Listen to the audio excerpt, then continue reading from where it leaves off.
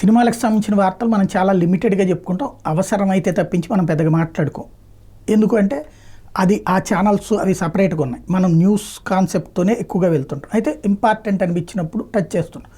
అక్కినేని కుటుంబంలో నాగ చైతన్య సమంత విడిపోతారంటూ సోషల్ మీడియాలో వైరల్ అయినప్పుడు మనకెందుకులే అనుకున్నాం. అదే సందర్భంలో దాన్ని లైట్ తీసుకున్నాం. కానీ ఆ తర్వాతన వచ్చేటప్పటికి దానికి సంబంధించినటువంటి అంశం ఎంతవరకు వెళ్ళింది ఏంటి అనేది చూసాం.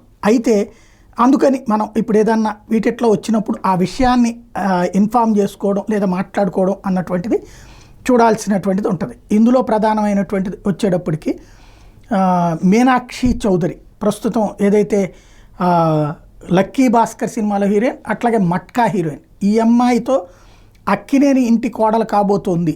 ఎవరంటే సుశాంత్ని పెళ్లి చేసుకోబోతోంది. ఈ అమ్మాయి పంజాబ్లోని నేషనల్ డెంటల్ కాలేజ్ అండ్ హాస్పిటల్లో డెంటల్ సర్జరీ కోర్స్ చేసింది.